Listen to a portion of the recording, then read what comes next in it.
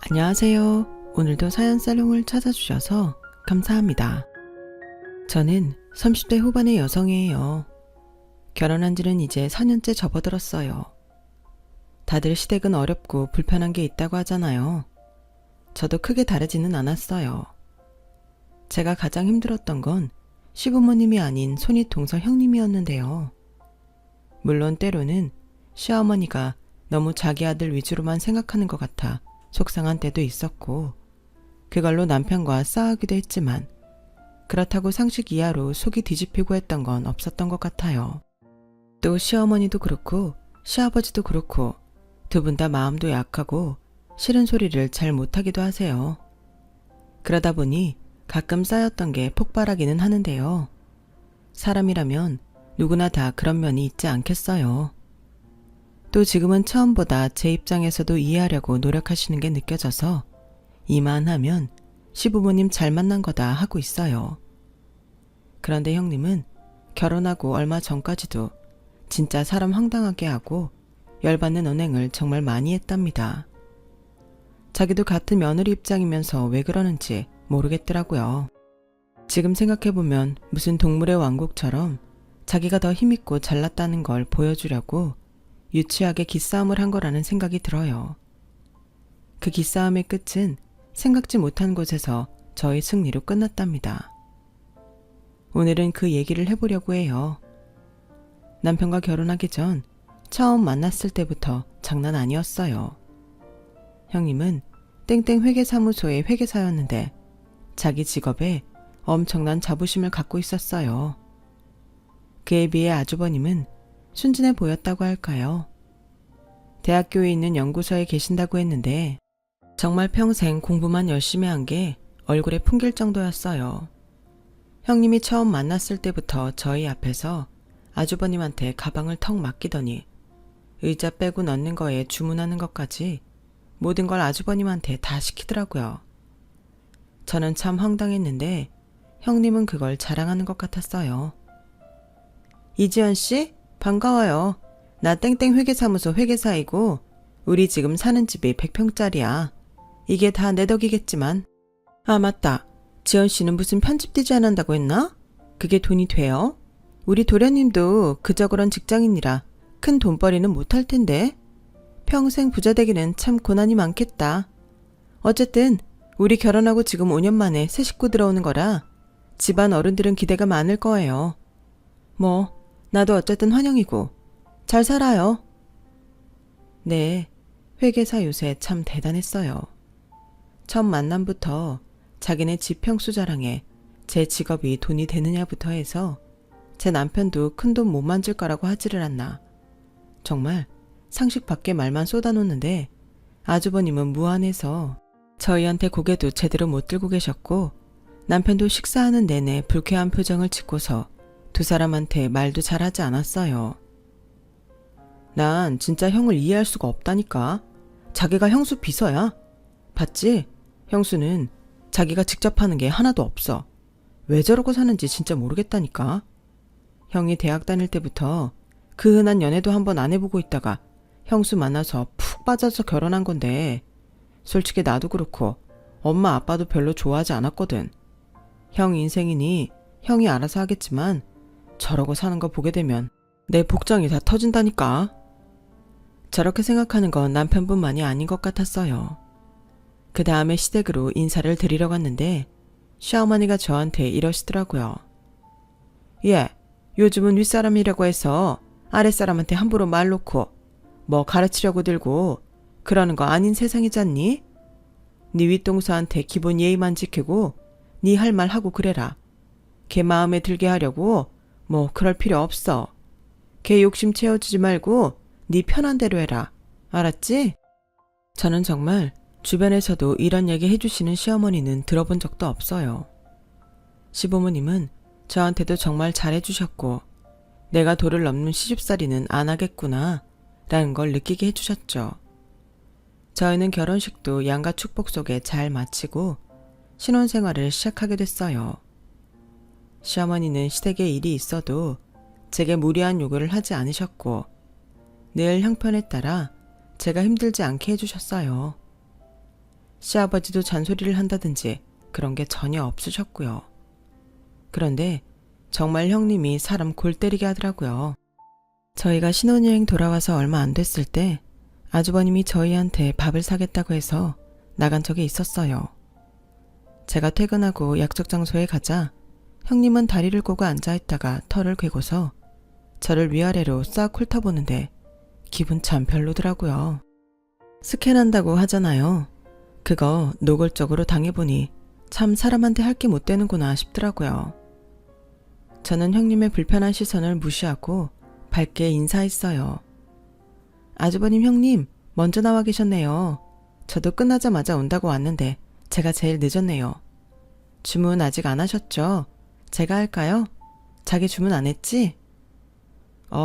자기 오면 하려고 기다리고 있었지. 라는 남편의 말에 제가 메뉴판을 펼치자 형님은 쓱 메뉴판을 가로채서 아주버님 앞에 놓더라고요. 일단 음식은 우리가 시키는 걸로 할게. 오늘 하고 온 센스 보니까 이런 데 와보지도 않았을 것 같고 뭘 시켜야 될지도 모를 것 같은데 쪽팔리느니 내가 하지 뭐.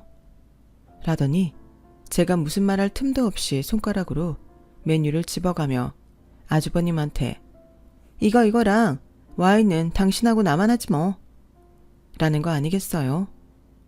아니, 형수, 뭔 사람 선택권도 안 주고 이러시는 게 어딨어요? 도련님, 기분 나쁘셨어요? 저는 동서가 잘 모를 것 같아서 배려해준다고 그런 건데요. 그럼 도련님도 와인 마실래요? 참, 됐습니다. 뭐 어차피 오늘 형이 사준다고 했으니 시켜주시는 거 잘 먹고 갈게요. 남편은 엉뚱하게 해석해서 자기 할 말만 하는 형님한테 질렸다는 듯 알아서 하라며 더는 말을 안 하더라고요. 하긴 저라도 그럴 것 같았어요. 물론 저도 기분이 많이 상했고요. 어쨌든 저는 내색하지 않으려고 애를 썼고 식사가 나오고부터는 같이 밥을 먹어서 그런지 어색했던 분위기가 좀 누그러지는 것 같았어요. 그런데 디저트가 나오기 전에 형님이 불쑥 저한테 이러더라고요. 동서, 명품백 없으면 어떻게 내가 하나 사줘? 아니, 식사 장소를 들었으면 거기에 맞게 갖추고 나와야지. 여기 봐봐. 누가 그런 싸구려 가죽 가방 들고 나온 사람 있나? 아무리 없이 살아도 사람이 기본적으로 갖추고 있어야 되는 게 있잖아. 네, 형님. 그럼 형님이 하나 사주세요. 감사히 받을게요. 이렇게 선물을 받을 줄 몰랐네요. 제가 넙죽 그 말을 받아들이자 형님은 당황했는지 얼굴이 빨개졌고 눈동자는 갈 곳을 잃고 흔들렸어요. 아니, 아무리 그래도 어떻게 고민 한번 안 하고 바로 그렇게 사달라고 해? 동서한테 무슨 말 함부로 하면 안 되겠네. 당황스럽다. 사주신다고 해서 감사히 받겠다고 한 것뿐인데요. 뭐 지금 사정이 안 되시면 천천히 사주셔도 돼요. 어머머, 동서 말 좀 이상하게 한다. 내가 돈도 없는데 무조건 지르고 받다는 거야? 형님은 손으로 파닥파닥 부채질을 하며 열을 식히더니 갑자기 화장실을 갔다 오겠다며 자리에서 일어났어요. 남편은 그 모습에 쿡 웃다가 얼른 참았고요. 집에 오는 길에 남편은 제 덕에 속이 다 시원하다고 했어요. 형수 당황하는 거 보니까 진짜 그동안 막혀있던 게 확 뚫리는 것 같더라니까. 너무 재밌었어. 근데 자기도 기분 나빴지. 어쩜 저렇게 사람을 대놓고 무안하게 하는지. 난 형수 보기 전에 회계사가 저렇게 대단한 사람들인지 몰랐잖아. 나라고 뭐 기분 좋을 리 있어. 근데 전에 어머니가 그랬잖아. 요즘은 무조건 윗사람 하는 말 참고 듣는 거 아니라고. 난 어머니가 이런 때를 대비해서 참지 말고 할 말 하라고 하신 것 같은데 그래서 대놓고 화내고 싸우기보다는 웃으면서 얘기해보기로 했지. 형이 하도 좋아하니 우리도 어쩔 수 없는 건데 난 진짜 형수 같은 사람 보다 처음 봐. 뭐 두 분이 잘 살면 그걸로 된 거 아니겠어? 나머지야 우리가 잘 대처하면 되는 거니까. 자기도 이제 너무 참기만 하지 마. 할 말은 해. 난 안 그래도 할 말 했어. 화내면서 말해서 문제지. 그래서 형수가 나 안 좋아하잖아. 아마 그래서 자기한테도 일부러 저러는지도 몰라. 그날 일은 그렇게 마무리되었고 얼마 지나지 않아서 시아버지 생신이 다가왔어요. 저는 결혼하고 첫 시댁 어른 생일이기도 하니 보통 신경 쓰이는 게 아니라 여기저기 물어보기도 하고 검색도 해서 선물도 그렇고 같이 식사를 할 장소도 물색했어요. 그런데 형님네에서는 아무 연락이 없는 거였어요. 자기, 곧 아버님 생신인데 아주버님한테 무슨 연락 없어? 선물은 각자 준비해도 식사 장소는 같이 의논해야 되지 않아? 안 그래도 내가 형한테 연락해봤는데 아직 형수랑 얘기를 못 해봤다네. 조금만 기다려달래. 근데 예약하려면 지금쯤 해야 될 텐데 아주버님이 먼저 정하시면 안 되나? 나도 그러라고 했는데 뭐 형수한테 꼭 물어봐야 된대.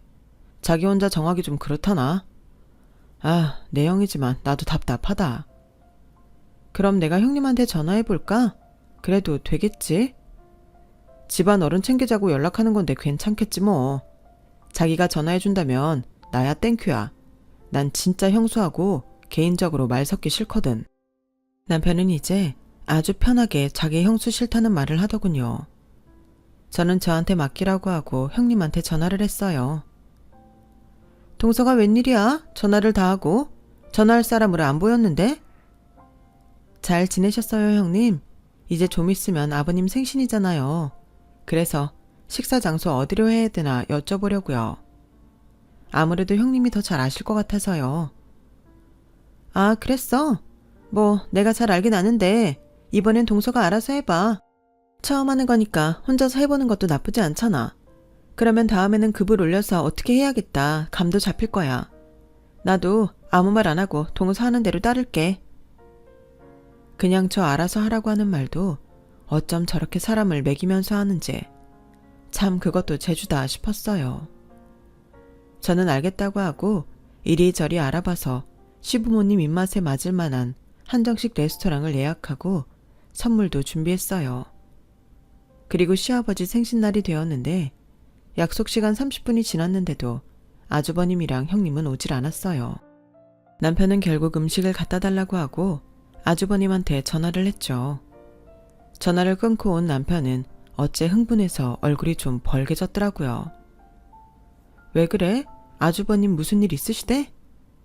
제가 묻자 시부모님도 궁금한 표정으로 남편을 쳐다봤어요. 남편은 아주 난처해서 어쩔 줄 모르더라고요. 아, 그게 형수 회사에서 나오는 호텔 디너 뷔페랑 숙박권이 있는데 그게 오늘이 마지막이었대요. 새카맣게 까먹고 있었는데 그거 안 쓰면 다음에 안 준다고 꼭 가야 된다고. 아니 이게 무슨 말인가요? 방구인가요? 그렇게 디너 뷔페를 꼭 가야겠으면 호텔 숙박권 정도는 시부모님 드려도 되는 거 아닌가요? 시부모님은 금세 표정이 안 좋아져서 마침 나온 식사를 시작하셨어요. 저희는 뭐라고 말해야 좋을지 몰랐고요. 생각해보면 형님은 계획적이었던 것 같아요. 처음부터 그날 호텔에 가려고 시아버지 생신 신경을 안 쓴 거고 저보고 다 알아서 하라고 했다는 생각이 들더라고요. 아니면 자기가 하는 것만 옳고 자기가 가장 눈 높은 사람이 그렇게 쉽게 남한테 일을 맡길 리가 없잖아요. 뭐 시부모님 챙기는 게 귀찮아서 그랬을 수도 있고요. 뭐가 됐든 아무리 윗사람이라지만 하는 짓이 너무 괘씸하더라고요. 그런데도 시부모님은 정말 남한테 싫은 소리 못하는 성격이 그대로 나와서 뭐라고 말을 하지 못하더라고요. 그래도 아주버님이 그런 성격을 꼭 닮은 것 같았어요. 저와 남편은 어떻게든 분위기를 띄우려고 애썼고 시부모님도 저희 장단에 맞춰서 결국 웃어주셨어요. 제가 준비한 선물도 너무 마음에 들어 하셨고요. 시어머니는 집에 가기 전 제 손을 꼭 잡으셨어요. 우리 둘째 며느리가 있어줘서 정말 고맙구나. 오늘 너무 맛있게 잘 먹고 재밌는 시간 보냈다. 고마워. 결혼하고 얼마 안 됐는데도 형님 하는 게 정말 가관인데 시부모님은 그동안 정말 속통이 터졌겠다 싶더라고요. 아니, 아무리 자기 일만 중요한 사람이라고 해도 그렇지 이렇게 기본 예의까지 없을 수 있을까요?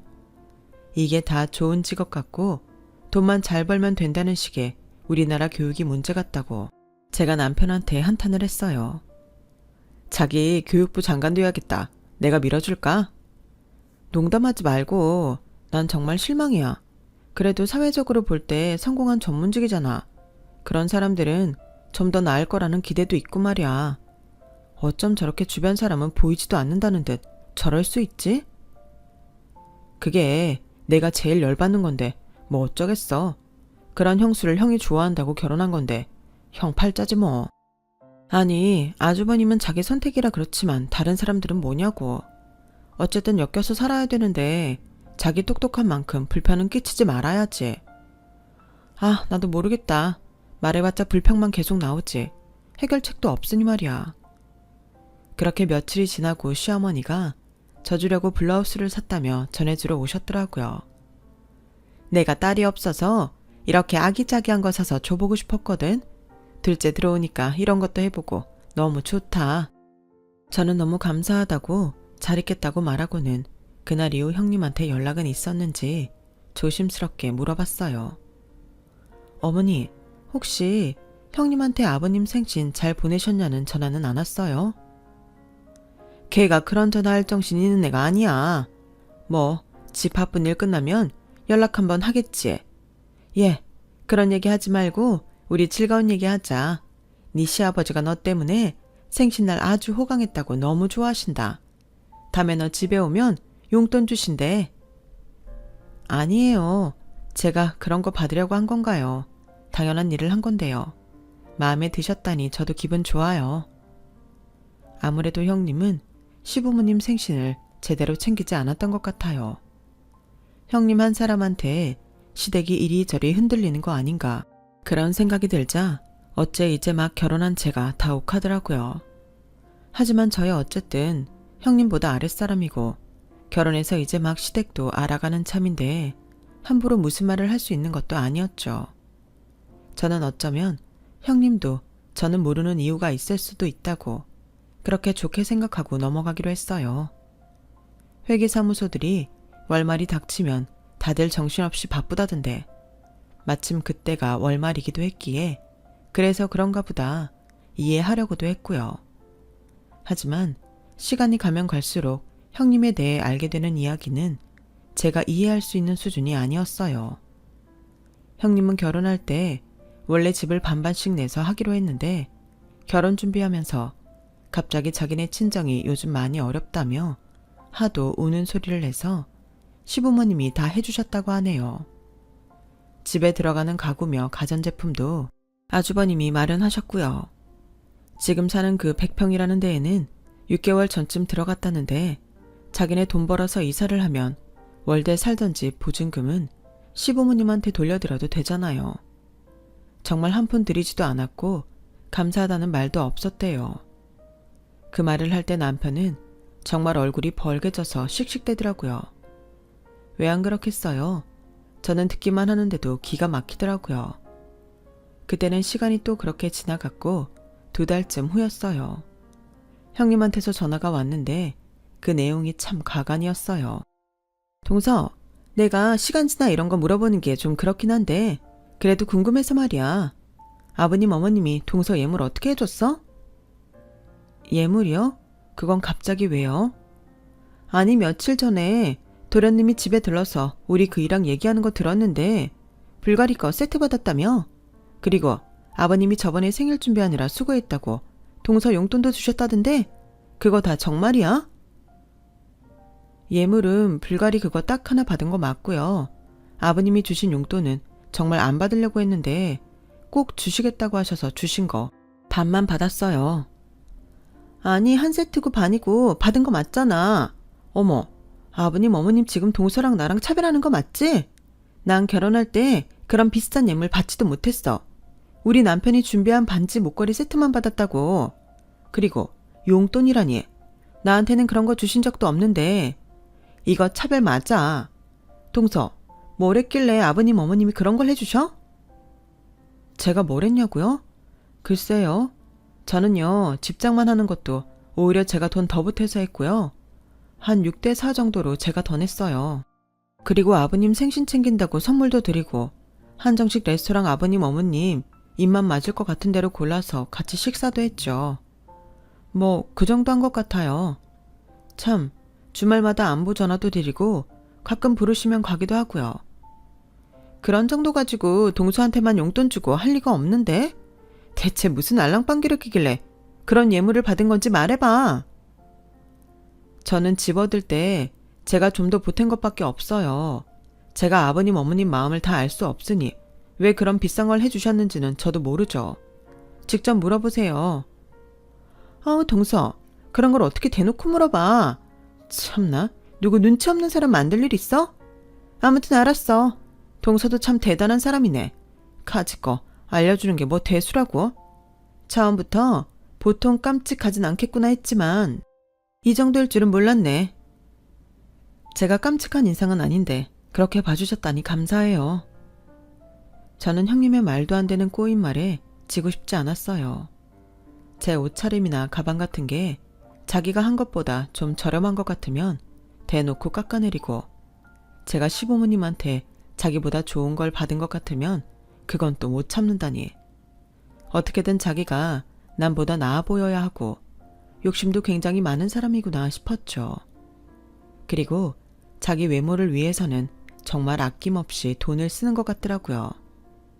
요즘 피부과 성형외과 가는 게 뭐 사치도 아니고 얼굴에 주사 맞는 사람도 많은데 그걸 뭐라고 하는 건 아니에요. 자기는 온갖 것 다 하면서 아주버님이나 아이한테는 전혀 신경을 안 쓰고 잔소리만 하는 게 얄밉더라고요. 남편이 아주버님을 만나고 오면 늘 열받아서 형님 너무한다고 화를 내는데요. 저는 처음에는 남편이 지나치게 형님을 싫어한다고 생각했는데 그게 아니었어요. 아니, 누가 요즘 자기 피부과 돈 쓰는 거 뭐라고 하겠어? 그렇게 자기 관리하고 꾸미는 거 자기 돈 번 걸로 감당이 되면 뭐라고 안 하지. 물론 형수 돈 많이 벌겠지. 그렇다고 해도 자기만 혼자 무슨 연예인처럼 매달 엄청나게 피부과에 돈 들이고 형이랑 이현이는 요만큼도 신경을 안 써. 내가 진짜 기가 막힌 게 뭔 줄 알아? 형은 속옷을 아직도 결혼 전에 입던 걸 입더라. 이게 말이 돼? 그게 언젠데. 그리고 이현이 입주위에 하얗게 버짐인지 그런 게 폈어. 아니, 100평짜리 집이라고 자랑하면서 애 먹이는 거랑 건강에 얼마나 신경을 안 썼으면 그 지경을 만들어? 형이 병원 같이 갔는데 영양소 부족이라고 그랬대. 이게 말이 되냐고. 이제 3살짜린데 자기가 잘 챙겨야 될 거 아냐. 자기가 형님 너무 나쁘게 보고 그러는 거 아니야? 형님 많이 바쁘시니까 아주버님이 챙길 수도 있잖아. 누가 그걸 몰라? 물론 형도 바쁘다고 집안을 안 돌본 건 반성해야지. 근데 형수는 자기 몸은 잘 챙기면서 식구는 안 챙기니까 하는 소리야. 형은 사실 한번 연구 시작하면 자기 먹는 것도 잊어버려. 형이 잘했다는 게 아니고 성격이 그런 데가 있는 거고, 형수처럼 온갖 것 신경 잘 쓰는 사람이 애가 저 지경이 되게 뒀다는 게 기가 막히지. 안 그래도 형은 다 자기 잘못이라고 아주 이현이한테서 눈을 떼지 못하더라. 물론 형이랑 형수 다 똑같지만 난 진짜 형수한테 질렸어. 제가 형님을 겪어보니 남편이 그렇게 펄펄 뛰고 열을 내는 게 이해가 가더라고요. 그렇게 자기가 받아야 될 거는 시간이 지나도 따지면서 자기 아들한테는 그렇게 무심하다는 게 이기적이라고 밖에는 할 말이 없었으니까요. 게다가 시가 쪽에 결혼식이 있어서 가게 됐는데요. 저는 늘 티 안 나게 꾸민 듯 안 꾸민 듯 하는 걸 좋아해서 요란하게 명품 상표 보이고 그런 걸 안 좋아해요. 그런데 형님은 저와 달라서 아주 머리끝부터 발끝까지 자기가 그 명품 브랜드 상품인 것처럼 티를 내거든요. 뭐 그거야 자기 취향이니 이해해요. 그럼 다른 사람 취향도 존중해줘야 되는 거 아닌가요? 형님은 그 결혼식 자리에서도 저를 쓱 훑어보더니 이내 비웃으면서 이러더라고요. 아니, 그게 대체 언제적 스타일이야? 동서는 시댁 결혼식까지 그렇게 꼭 없는 티를 내야 되겠어?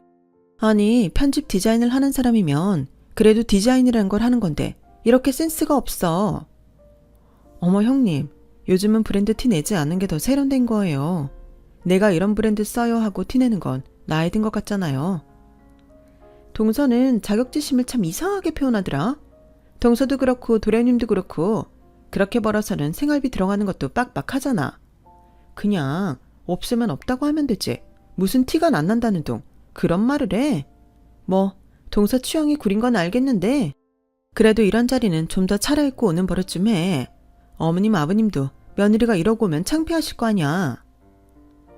저는 형님이 너무 선 넘는 것 같아서 뭐라고 하고 싶었지만 주위에 다른 시댁 어른들도 있고 해서 그냥 참고 말았어요. 그 일이 있고 한 달쯤 지났을 때 형님네는 이사를 갔어요. 거기가 앞으로 오를 거라는 말을 들었다며 그렇게 자랑하던 100평짜리 집을 팔고 50평 정도 되는 아파트로 이사를 했더라고요. 그런데 형님은 무슨 꿍꿍이가 있었는지 자기네 회사 사람들, 거래처 사람들 다 같이 집들이를 하는데 저보고 와서 도와달라고 하더라고요. 동서, 우리 집들이 할 때 동서가 같이 음식도 날라주고 뒤에서 우리 이현이도 챙겨줄래? 내가 그날 일한 건 섭섭하지 않게 쳐줄게. 그래도 새집에서 손님 만든 건데 생판 모르는 남보다 동서가 도와주는 게 마음이 놓이잖아. 아 맞다. 어쨌든 동서도 집들이 오는 거니까 선물 가져올 거잖아. 괜히 뭐 살 생각하지 말고 땡땡땡에서 거실에 놓을 도자기로 된 무드 등 사와. 내가 어떤 모델인지 톡으로 보내놓을게. 형님은 저를 자기 집들이에서 심부름시키면서 자기가 저보다 더 우위에 있다는 걸 보여주고 싶은 것 같았어요. 그런 심보를 생각하니 정말 가고 싶지 않더라고요. 그래도 조카 아이가 마음에 걸리기도 했고 나중에 따로 집들이에 가기 싫기도 해서 알겠다고 했어요. 그리고 형님이 선물로 달라고 한 그 무드 등이요. 정말 가격이 악소리 나오게 비싸더라고요. 저한테 주겠다는 일당이 몇 배는 되던데 그러면서 저한테 일당 준다고 얼마나 공치사를 하든지 눈꼴 씌어서 못 봐주겠더라니까요. 아무튼 그날은 그런 걸로 따지는 것도 유치했고 저는 조카를 돌보면서 손님들이 오기를 기다렸어요. 손님들이 하나 둘씩 오기 시작하더니 곧 오기로 한 사람들이 다 왔고 저는 형님이 시키는 대로 음식을 내갔어요.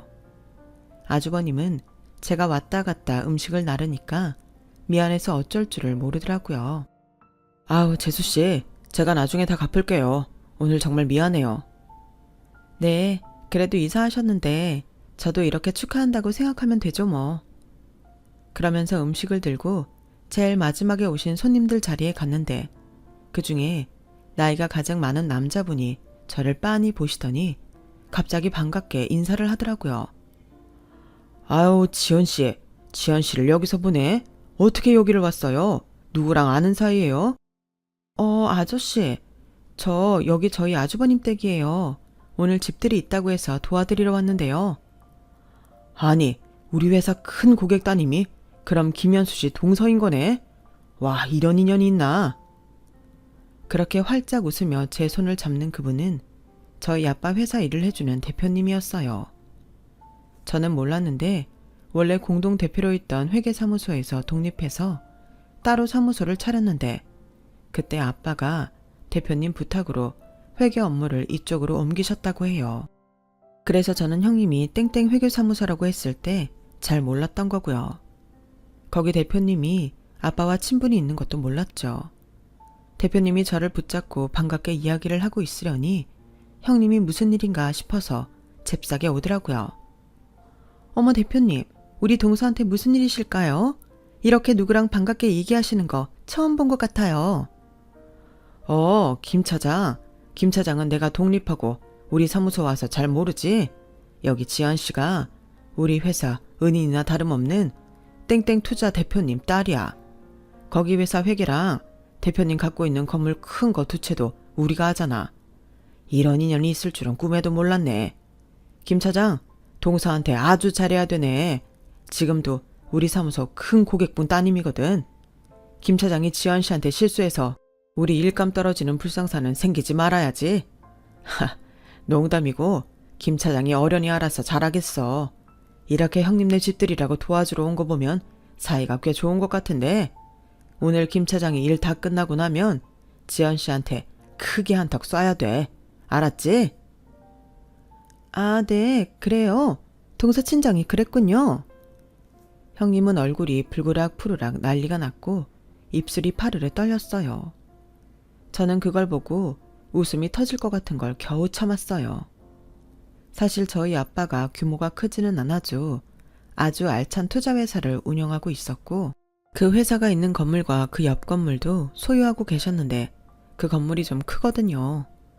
그런 사실을 전혀 몰랐던 형님은 깜짝 놀란 거고 대표님이 대놓고 저한테 잘해주라고 하니 완전 당황한 거죠. 대표님은 집들이가 끝나고 돌아갈 때까지 형님한테 저한테 잘해주라고 몇 번을 말했는지 몰라요. 자기 대표한테 뭐라고 할 수도 없고 형님은 어쩔 수 없이 예 할 수밖에 없었죠. 사람들이 다 가고 난 후 형님은 저한테 따지듯이 말했어요. 아니, 동서는 친정집이 그러면 그렇다고 말을 해줘야지. 왜 여태 아무 말도 안 했어? 이게 대체 무슨 경우야? 제 친정일이 형님하고 관계가 있을 줄 저도 몰랐죠. 아니, 그렇게 잘 사는 집딸이 왜 이러고 다녀? 누가 보면 아주 서민인 줄 알겠어. 형님, 제가 정말 말 안 하려고 그랬는데요. 지난번 결혼식 때 형님이 뭐라고 했던 그 옷이요. 그거 유럽에서는 굉장히 유명한 하이엔드 제품이에요. 저는 원래 명품 브랜드 떡하니 붙여놓은 거 별로 안 좋아해서 좋은 자리에는 주로 그런 거 입어요. 그리고 평소에는 일하고 활동하기 좋은 옷하고 신발이면 뭐든 괜찮고요. 원래 그런 거 신경 안 쓰고 오래 입고 오래 쓸 수 있는 거 좋아하는 것 뿐이에요. 그러니까 형님도 이제 제가 하고 다니는 것 같고 뭐라고 안 하셨으면 좋겠어요. 형님이 남한테 보이는 거 많이 신경 쓰시는 건 알겠는데요. 형님처럼 하지 않는다고 다른 사람들 쉽게 판단하시는 거 솔직히 아닌 것 같아요. 저 오늘 온 것도 이연이가 신경 쓰여서 온 거지. 형님 그동안 저한테 하셨던 걸 생각하면 여기 단 1초도 있고 싶지 않거든요. 그러니까 앞으로는 제가 아무리 아랫사람이어도 말조심 좀 해주셨으면 좋겠어요. 제가 이빠른 소리를 하자 형님은 어쩔 줄 몰라서 양손을 잡고 발만 동동 구르더라고요. 제가 옷을 갈아입고 나와서 집에 간다고 하자 형님은 그제야 제 팔을 붙잡고 사정하더라고요. 저기 동서, 친정에 내 얘기 뭐 하고 그런 거 없지? 그동안 나 때문에 마음 상한 거 있었으면 내가 사과할게. 동서가 처음부터 친정이 어떤 집안인지 말만 해줬어도 이럴 일은 없었겠지만. 아차, 아니야. 지금 말한 건 잊어줘. 미안해. 내가 미안해. 형님은 사과한다는 말도 입이 겨우 떨어지는 게 보였어요. 그리고 미안하다고 하는 순간에도 얄미운 말을 하는 건 너무 의도적인 게 빤히 보여서 참 사람이 별로라는 걸 다시 한번 새삼 깨달았죠. 제가 아주버님하고 조카한테만 인사를 하고 나가자 형님은 엘리베이터 앞까지 따라오면서 동서, 내 맘 알지? 아무튼 앞으로 잘 부탁하고 미안해. 그리고 내가 오늘 동서가 사온 선물하고 일당하고 그 돈 다 붙여줄게. 형님, 선물은 선물이죠. 그걸 왜 돈을 주세요? 아니야. 내가 부탁해서 사온 거니까 돈 보내줄게. 그럼 내 얘기 대표님한테 이상한 건 하지 말고 잘 부탁해. 형님은 엘리베이터 문이 닫힐 때까지 억지로 웃으면서 저한테 손을 흔들더라고요. 저는 집으로 가면서 형님한테 문자를 보냈어요. 형님이 어떤 마음으로 사과를 하셨든 받을게요. 솔직히 형님도 그동안 저한테 이상하게 군 거 아시죠? 아무리 아랫사람이어도 더는 그러지 마셨으면 좋겠어요. 그리고 형님, 이제는 아주버님하고 이현이한테도 신경 좀 쓰세요. 형님 얼굴하고 옷하고 신발에만 돈 쓰지 마시고 아주버님 새 속옷도 사주시고 좋은 데도 같이 가시고요. 이현이 먹는 것도 신경 쓰시고요. 그런 거 아버님 어머님도 아시면 마음이 어떠시겠어요? 아무리 싫은 소리 못하시는 분들이라고 해도 그렇지. 형님이 그런 사람 성격 뻔히 다 알고 더 마음대로 하는 거 제 눈에 다 보이거든요. 앞으로는 아버님 어머님 생신도 신경 쓰시고 명절에도 시댁에 인사도 잘 하셨으면 좋겠네요. 형님 명절에 시댁에 아무것도 안 하신다면서요. 저한테만 아버님이 용돈 줘서 섭섭하다고 하셨죠? 형님이 한 번만 명절에 찾아가서 인사만 하셔도 아버님 어머님 좋아서 용돈 더 주실걸요. 제가 말하는 게 주제 넘을 수 있지만 이제 형님도 윗사람답게 행동하시면 좋겠네요. 평소 같으면 제가 이런 말하면 난리 났을 형님인데 그날은 바로 저한테 꼬리를 내리는 문자를 보냈더라고요. 그래, 알았어, 동서. 동서 말대로 할게. 저는 그 일을 저만 알고 있기로 했어요. 그래서 한동안 말 안 하다가 좀 지나서 얘기했더니 남편이 통쾌해서 어쩔 줄 모르고 웃더라고요. 정말 생각지 못한 곳에서 아빠 지인분을 만나서 형님이 그동안 저 먹인 걸 몇 배로 돌려준 것 같아서 저도 그날 일을 생각하면 저절로 웃음만 난답니다. 형님은 그 이후 제 눈치를 엄청 보더라고요. 저한테 잘하려고도 노력하지만 그게 다 친정 백 때문인 게 눈에 뻔히 보일 정도로 떨떠름한 표정으로 하기 때문에 사람이 바뀐 건 아니라는 건 잘 알겠더라고요. 그래도 저한테 전처럼 함부로 굴지 않아서 그건 정말 좋더라고요. 말도 안 되는 소리 듣지 않아도 돼서 마음도 편했고요. 자기 대표 귀에 무슨 말이 들어갈까봐 전전긍긍하는 모습을 보면 좀 짠하기도 해요. 제가 자기 본 모습을 다 폭로하면 대표한테도 찍힐 테고 그렇게 되면 자기 회사 생활도 편치만은 않을 테니까요. 어쨌든 형님은 형식적이긴 하지만 아버님 어머님한테 가뭄에 콩나듯 전화도 하고 생신 때에는 선물이라도 챙겨 보내더라고요. 저는 형님을 보며 그런 사람은 되지 말아야지 하고 다짐한답니다. 제 이야기는 여기까지예요. 다들 재미있게 들어주셨길 바라며 이만 인사드릴게요. 감사합니다. 여러분, 사연 댓글에 응원과 현명한 조언 부탁드려요. 좋아요와 구독은 저에게 큰 힘이 됩니다. 오늘도 좋은 일 가득하세요.